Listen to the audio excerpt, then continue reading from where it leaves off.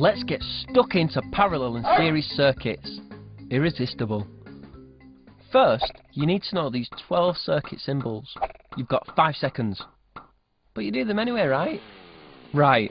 Circuits come in 2 variations, series and parallel. But what's the difference? In a series circuit, there is only one possible route for current to get from one side of the cell to another. In a parallel circuit, it can take more than one route.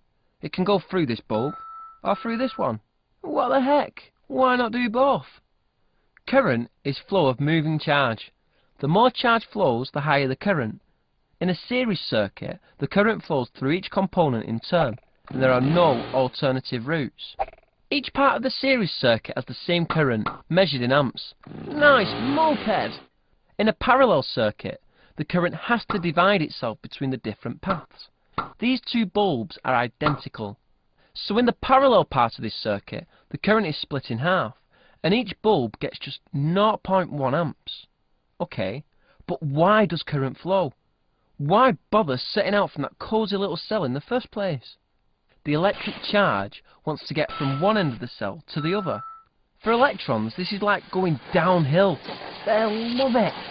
But they can't go through the cell, not allowed. So they have to go round the circuit.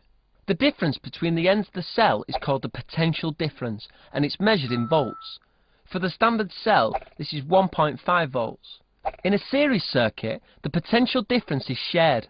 So these 2 identical lamps share the 1.5 volts from the cell, half each. But in this parallel circuit, both bulbs have the full potential difference across them. So opposite things happen in series and parallel circuits. This being science, we'll measure stuff, namely the current using an ammeter and the potential difference using a voltmeter. First, current. How do we measure the current flowing through this bulb?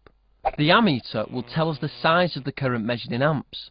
It needs to go into the circuit in series to measure the full current. Yep, round about there. And to measure the potential difference across the bulb, the voltmeter has to be connected in parallel. That way, we measure the same potential difference as is across the bulb. Positioning is everything. The usual type of cell supplies 1.5 volts. If we put 2 together in series, then the potential difference is doubled to 3 volts. That's enough to power some pretty cool stuff. If we join them the wrong way, it's not going to work. The potential difference of one cell is cancelled out by the other.